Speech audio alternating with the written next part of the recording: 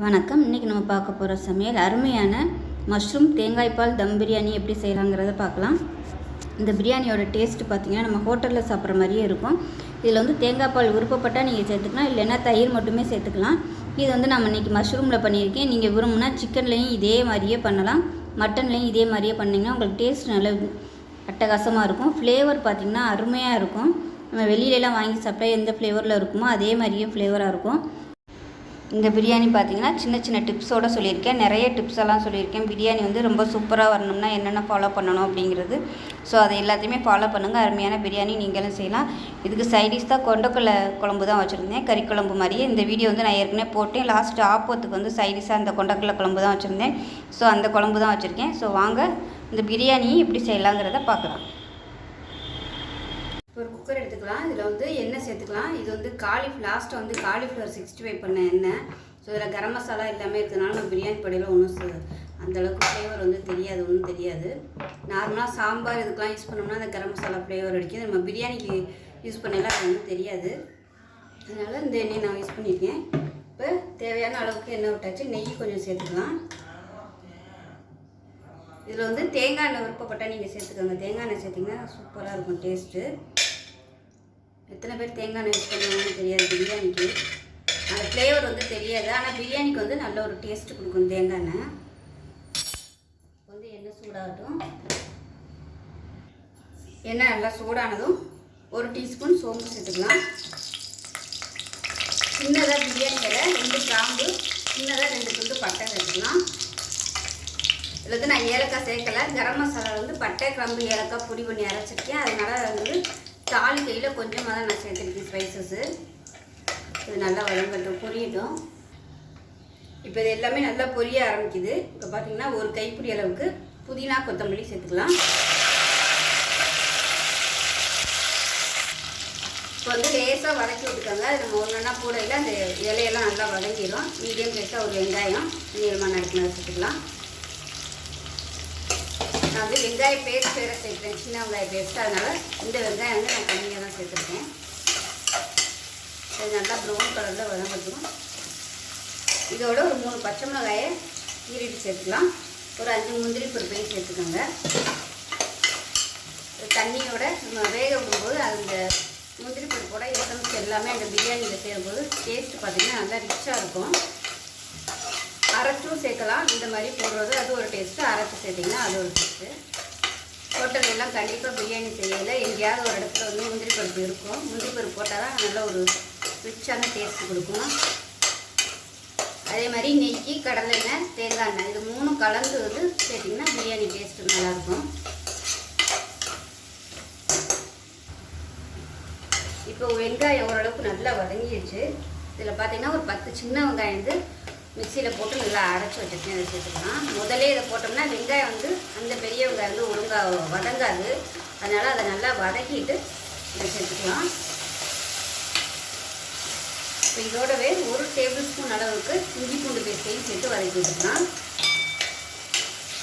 இப்போ இது எல்லாமே நல்லா பச்சை வாசனை போக வதங்கணும். அந்த வெங்காய பேஸ்ட்டு பார்த்திங்கன்னா நல்லா அப்படியே கலர் மாறிடும்.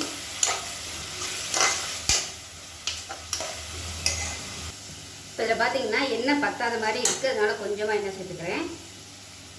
தூரில் வந்து பிடிக்கிற மாதிரி இருந்துச்சுன்னா உங்களுக்கு எண்ணெய் பத்தலைன்னு அர்த்தம். இஞ்சி பூண்டு பேஸ்ட் வந்து அடி பிடிக்கக்கூடாது. அடி பிடிச்சிச்சுன்னா எண்ணெய் வந்து கம்மியாக இருக்குன்னு அர்த்தம்.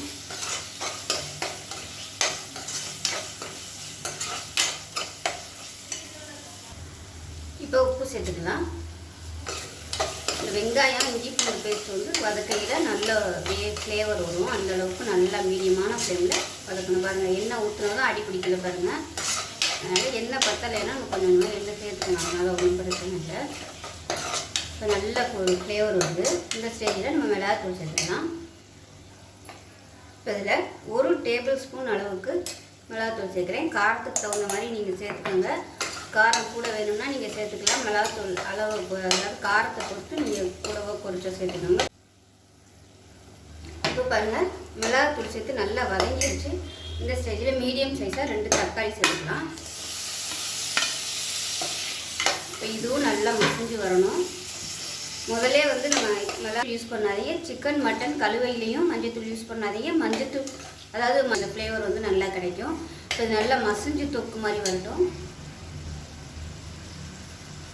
இப்போ இந்த தயிர் வந்து நல்லா வதங்கி அந்த தயிரில் உள்ள எண்ணெய் பசை எல்லாமே நல்லா வெளியே வரணும். அந்த அளவுக்கு மீடியமான ஃப்ளேமில் நல்லா வதக்கி விட்டுக்கலாம். இப்போ பாருங்கள் நல்லா வதங்கிட்டு இருக்கு. இந்த ஸ்டேஜில் வந்து 2 பேக்கெட் மஷ்ரூம் எடுத்துக்கேன். இதையும் சேர்த்துக்கலாம். நல்லா கழுவிட்டு இந்த சைஸுக்கு கட் பண்ணிக்கோங்க. வதக்குனீங்கன்னா பாதியாக அது வந்து சுருங்கிடும். அதனால் நறுக்கையிலே இந்த மாதிரி நறுக்கிக்கோங்க. இப்போ இதுவும் நல்லா வதங்கணும். இதில் வந்து தண்ணி விட்டு வரும். அந்த தண்ணியிலே வந்து வேகணும். வந்து எல்லாமே நம்ம சேர்த்துட்டோம். நீ அரிசியும் தேங்காய் பால் மட்டும்தான் சேர்க்கணும். கொஞ்சம் அப்படியே எண்ணெய் அந்த வதங்கி எண்ணெயில் நல்லா வதக்கி விட்டுட்டு தண்ணி பிரிய ஆரம்பிக்கும். அந்த ஸ்டேஜ் வரைக்கும் நம்ம நல்லா வதக்கிக்கலாம்.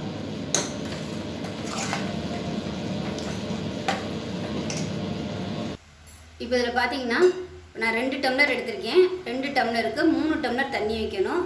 இதில் வந்து நான் 1 டம்ளருக்கு நல்ல கெட்டியான தேங்காய் பால், 2 டம்ளருக்கு வந்து சாதாரண தண்ணி. அதாவது அரிசி வந்து ஊற வைக்கும்போது 2 தண்ணி வந்து அதில் ஊற்றி வச்சுட்டு இப்போ அந்த தண்ணியை தான் இழுத்து 3 டம்ளருக்கு அளந்து வச்சுருப்பேன். இப்போ நல்லா வதங்கினதுக்கப்புறம் அந்த தண்ணியை வந்து நம்ம சேர்த்துக்கலாம். தண்ணி அதாவது ஊற்ற போகிறதுக்கு ஒரு 2 செகண்டுக்கு முன்னாடி அடுப்பில் வச்சு அதை வந்து சூடு பண்ணிவிட்டு ஊற்றிக்குங்க. ஏன்னா மசாலா எல்லாமே நல்லா வதக்கியிருக்கும். அதனால் சூடான தண்ணி ஊற்றினீங்கன்னா தான் உங்களுக்கு டேஸ்ட் வந்து அப்படியே மெயின்டைன் ஆகி வரும். இப்போ பார்த்தீங்கன்னா மஷ்ரூம்லேருந்து கொஞ்சம் கொஞ்சமாக தண்ணி விட ஆரம்பிக்குது பாருங்கள். இது வந்து இன்னுமே நல்லா வதங்கணும். பாருங்கள் நல்லா சுருங்கிடுச்சு. அதே சமயம் அவ்வளோவுக்கு ட்ரையாக இருந்துச்சு. இப்போ பாருங்கள் கொஞ்சம் அப்படியே தண்ணி விட ஆரம்பிச்சாச்சு. இது நல்லா வதங்கி அப்படியே எண்ணெய் கசிஞ்சு வரணும்.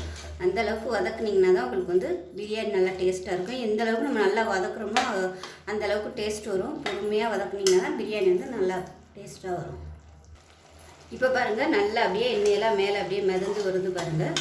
இந்த ஸ்டேஜில் நம்ம தண்ணியை சேர்த்துக்கலாம். நம்ம எடுத்து வச்சுருந்த 3 கப்பு, அதாவது 1 கப்பு தேங்காய் பால், 2 கப்பு தண்ணி, அரிசி ஊற வச்ச தண்ணி. இதை வந்து லேசாக சூடு பண்ணியிருக்கேன். ரொம்பலாம் கொதிக்க விடலை. லேசாக சூடு பண்ணிவிட்டு அப்படியே சேர்த்துக்கலாம். இப்போ எல்லாத்தையும் நல்லா கலந்து விட்டுட்டு உப்பு காரம்லாம் செக் பண்ணி பார்த்துக்கோங்க. உப்பு பத்தலைன்னா சேர்த்துக்கலாம். உப்பு வந்து கொஞ்சம் அப்படியே தூக்கலாக இருக்கணும். அதே மாதிரி ஒருவேளை உங்களுக்கு காரம் பத்தலை அப்படின்னு நினச்சிங்கன்னா 2 பச்சை மிளகாயை அந்த மாதிரி கீறிட்டு சேர்த்துக்கோங்க. நான் வந்து காரம் கம்மியாக இருக்கிறதுனால இதை வந்து சேர்த்துக்கிறேன். அதே மாதிரி புளிப்பு டேஸ்ட்டு பார்த்துக்கோங்க. புளிப்பு டேஸ்ட் பத்தலைன்னா ஒரு அரை மூடி எலுமிச்சம்பழம் வந்து பிழிஞ்சு விட்டுக்கலாம். தேவைப்பட்டால் மட்டும் எலுமிச்சம்பழம் பிழிஞ்சு விட்டுக்கோங்க. இல்லைன்னா வேண்டாம், எலுமிச்சம்பழம் கட்டாயம் பிழியணும்னு அவசியம் இல்லை. இப்போ டேஸ்ட் பண்ணி பார்க்கலாம் எப்படி இருக்குன்னு.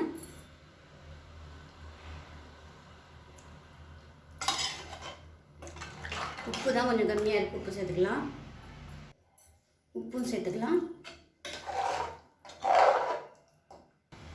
இப்போ தண்ணி கொதிக்க ஆரம்பிக்குது. நல்லா ஒரு நிமிஷம் நல்லா அப்படியே தலை கொதிக்கட்டும். அந்த வெங்காய ஃப்ளேவர், தக்காளி ஃப்ளேவர் எல்லாமே அப்படியே அந்த தண்ணியில் வந்து இறங்கணும். கொஞ்சம் கொதிக்கட்டும். அதுக்கப்புறமா அரிசியை சேர்த்துக்கலாம். இப்போ தண்ணி நல்லா கொதிக்க ஆரம்பிச்சிருச்சு. அப்புறம் வந்து நம்ம அரிசியை சேர்த்துக்கலாம். நல்லா 20 நிமிஷம் ஊற வச்சுருக்கேன் ஜீரக சம்பா அரிசி.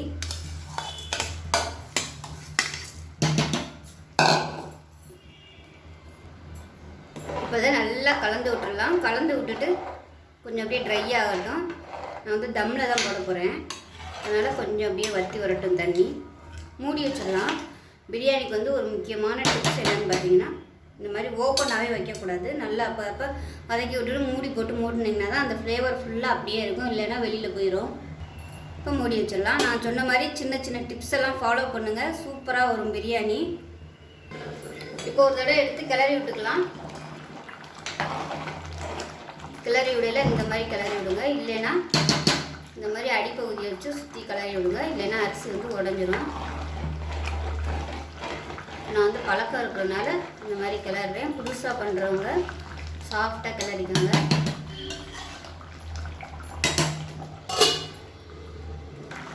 இப்போ மறுபடியும் லைட்டாக கிளறி விட்டுக்கலாம். இப்போ வந்து அடுப்பு நல்லா குறைச்சி வச்சுக்கோங்க. இன்னும் கொஞ்சம் தண்ணி வற்றணும்.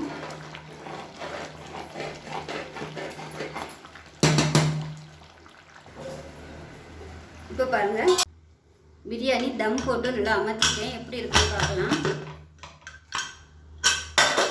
பாருங்கள் நல்லா கமகமன்னு சூப்பராக இருந்துச்சு. சாதம்லாம் பார்த்திங்கன்னா நல்லா அப்படியே மலர்ந்து போயிருக்கு பாருங்கள். விதையாகவும் இல்லை, அதே சமயம் சாதமும் நல்லா அப்படியே சூப்பராக வந்துருச்சு. நல்ல வாசனையாக இருக்குது. இப்போ கீழேருந்து மேலே வரைக்கும் நல்லா பரப்பி விடலாம். பாருங்கள் அடியிலலாம் கொஞ்சம் கூட பிடிக்கல, நல்லா சூப்பராக வந்திருக்கு. கீழேருந்து பரட்டி விட்டோம்னா தான் நல்லாயிருக்கும். அந்த மசாலா எல்லாமே அடியில் இருக்கும், அதனால் நல்லா பரட்டி விட்டுருணும்.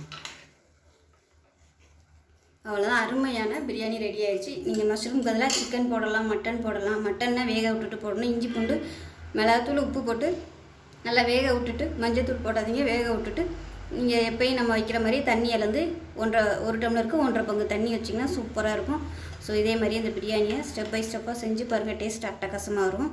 வீட்டில் கண்டிப்பாக பாராட்டுவாங்க. ஹோட்டல் பிரியாணியோட சூப்பராக இருக்கும் டேஸ்ட்டு. செஞ்சு பாருங்கள். செஞ்சு பார்த்துட்டு எப்படி வந்துச்சுங்கிறத சொல்லுங்கள். வீடியோ பிடிச்சிச்சின்னா லைக் பண்ணுங்கள், கமெண்ட் பண்ணுங்கள், சேனலை சப்ஸ்கிரைப் பண்ணுங்கள், பக்கத்தில் உள்ள பெல் பட்டனை ப்ரெஸ் பண்ணுங்கள். நன்றி.